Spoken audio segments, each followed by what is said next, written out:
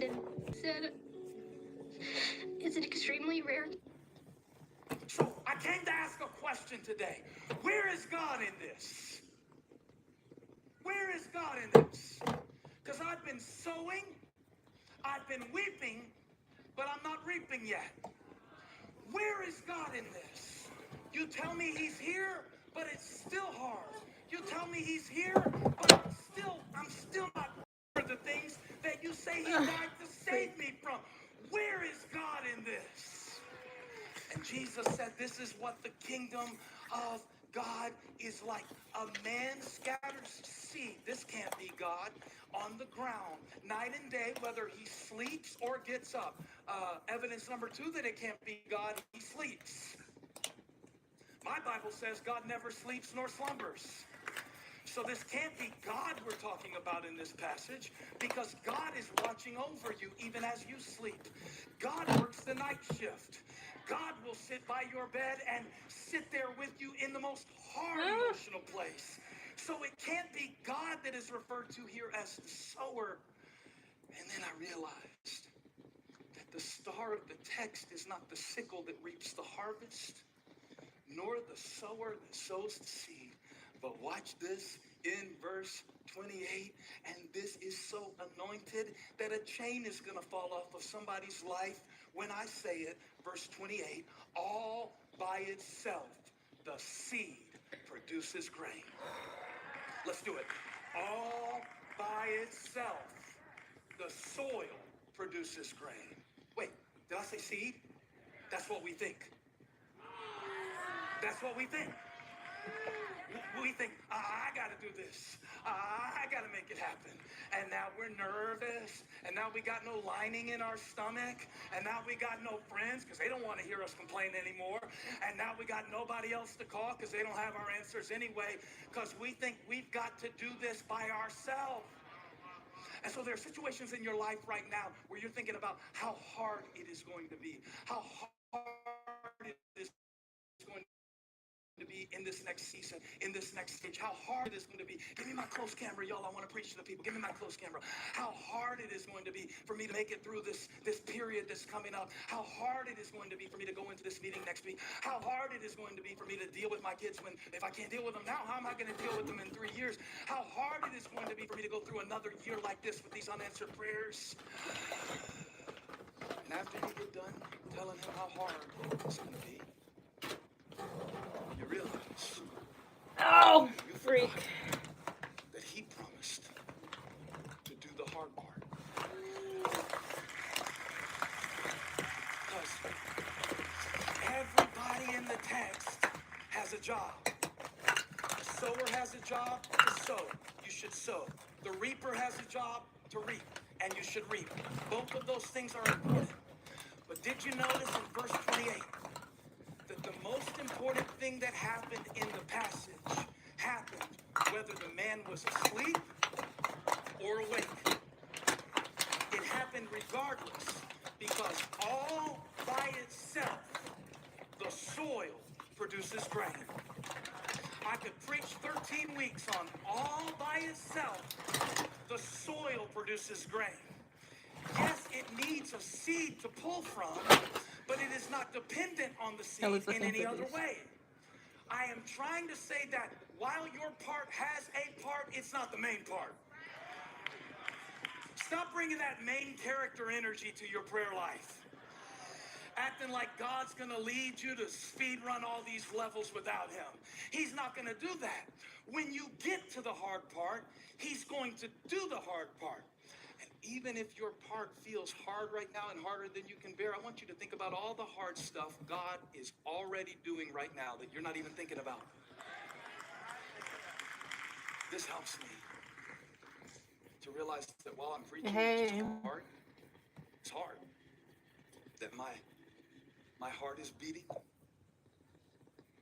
It is said that it beats about 100,000 times a day. I looked it up, Graham. Used to couldn't do that. So you could just make up a number. And it's sending all that blood all through my body. They said, I don't know, I just looked this up. I don't know if it's true. It was on the internet that it said that that there is enough in my body right now that of the 22,000 It's a face breaths roller. I take today, check this out, that will basically process the oxygen. It was crazy you came up talking about oxygen because I meant to mention it. And that will expel the carbon dioxide. That there are 300 million tiny little sacs. I kind of forgot like what it's for though, but So when I'm you say, just like using this to "Is push God's breath in my the lungs?" product in my Your skin. body has 300 million tiny little sacs where the good stuff is getting taken in, the bad stuff is getting taken out. And God is doing all that. And I never heard a worship song about it. I heard about the lungs, filling our lungs with praise, but I never heard about Hey, the tiny Peter. little sacs where all the carbon dioxide gets expelled and the oxygen gets processed, it gets sent back out to the bloodstream. I never read about any of that because God is so good we take him for granted. He's so good we take him for granted. And then we run up on something hard and we're like, oh, that's going to be hard. Like the rest of it isn't. The possibilities that you would be born in this time are so infinitesimally, what's the word? They're so small. They're so tiny. They're so tiny that the fact that you would even be here today with the opportunities that you have, with the life that you have, with the strength that you have, God has already done that. So what's the next hard thing you have in front of you? If I'm God listening has already done a to miracle Stephen in Furtick. 300 million tiny little sacs Where is that God I didn't in see this? in my body yesterday, that I didn't even thank him for yesterday, that I didn't even know was happening yesterday, that I'm not even sure I'm explaining right today. If God did that for me then, bring on this one too, because God made me a promise. He's got the hard part. Let me preach this from my soul. We get so anxious when the devil roars. We get so anxious playing out our lives. And yet we, like the disciples, forget the fact that we have the bread with Yes, us. for sure. Can I teach this like I want to teach it? I wish Him I had 3 and hours today. Bobby I would tell you about Chandler, how in Mark they're chapter 8, good. the disciples were heading to an assignment, a ministry assignment. Joyce And they Myers were is good too, I stressed out think. because, look at Mark 8:14, they forgot to bring bread. Jesus had already multiplied to feed 5,000 men, women, and children, but they were still stressed because no matter how many hard situations God brought them through, they still forgot what they had in him. And they got focused on the next hard thing. I got to get this across. You are focused on the hard thing. The hard thing. And when you focus too much on the hard thing, you forget your help. The irony of this, in verse 14, the disciples had forgotten to bring bread except one loaf they had with them in the boat. Next verse. Be careful, Jesus warned them. Watch out for the yeast of the Pharisees and that of Herod. Next. They discussed this with one another and said, it's because we have no bread. Yeah, that's going to limit him. Pop quiz. Who is the bread of life? Who's in the boat? So what do you have to worry about if you forgot bread? I'm trying to say that your sowing is not the most significant thing when it comes to the sovereignty of God. I know Hey, you look didn't at all get some that things right. I product. didn't either. I know there's some things you don't understand. I don't either. I know it's hard to be you. Me too. But the most important thing in the boat is not what they forgot. It's who they had.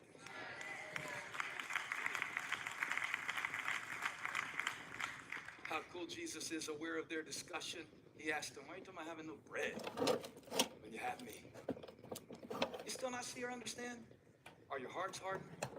You have eyes but fail to see and ears but fail to hear. And don't you remember when I broke the 5 loaves for the 5,000? How many basketfuls of pieces did you pick up? 12. They replied. And when I broke the 7 loaves for the 4,000, now Jesus is doing a math lesson. How many basketfuls of pieces did you pick up? They answered, 7.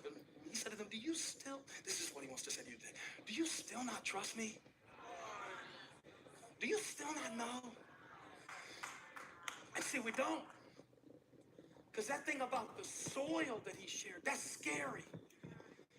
It's scary for a seed to be in the Thank soil. you. It I is mean, I scary to try. be in I'm the not middle all of that, life. but It is scary to go through a messy divorce. It is scary when they tell you we're not yeah. renewing your position. It is scary when you don't have your next step plan. It's scary in the soil. But notice that the place in the passage where the most happened was the place that was the least visible.